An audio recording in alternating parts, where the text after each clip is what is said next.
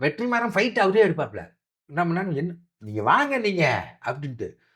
வெற்றிகிட்ட சலியாத ஒரு படிக்கிறது, படம் பார்க்கறது, படம் எடுக்கிறது. அதே மிஸ்கின். அவன மாரி படிக்கவே முடியாது. உண்மையிலேயே அவன மாரி படிக்க முடியாது. உட்கார்ந்த இடத்துல யாராவது கேட்கறவங்க என்னையா பைத்தியமா சும்மா புழுவுறீங்க. ஒண்ணு கூடுறதுக்கு லெட்டின் போறதுக்கு தான் எந்திரிப்பேனே ஒழிய, சாப்பிட கூட இல்ல. 1 வாரம் படிப்பேன்.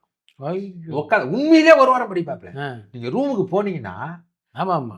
எப்படி தெரியுங்களா? அவர் எப்படி வராரு டைரக்டர்னா, படிக்கிறது அப்ப வசதி கிடையாது. படிக்கிறதுக்காகவே லேண்ட்மார்க்ல போய் வேலை செஞ்சுட்டாங்க.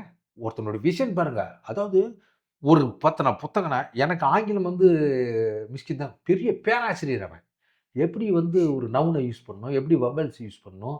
இன்னும் எனக்கு என்ன ஞாபகம் இருக்குது. ஃபர்ஸ்ட் பெர்சன்னா என்ன, தேர்ட் பெர்சன்னா என்ன, அது ஏன் இஸ் வரணும், வாஸ் வரணும், ஹேஸ் வரணும். வெற்றி வந்து இங்கிலீஷ் லிட்ரேச்சர் தான் படிச்சாப்ல. ஆனா அவரு பயங்கரமா படிப்பாப்ல. ஆனா மிஸ்கின் வந்து சொல்லிக் குடுப்பான்.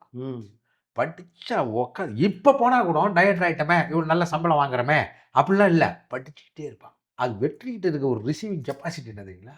அந்த மாரி இயக்குனர்கள் ரொம்ப குறைவு. நீங்க ஒரு விஷயம் சொன்னீங்க, அத படத்துல வச்சுட்டாருன்னா, இத எப்படி வச்சீங்கன்னா, அது சித்ராலட்சுமணன் சார் சொன்னாருங்க.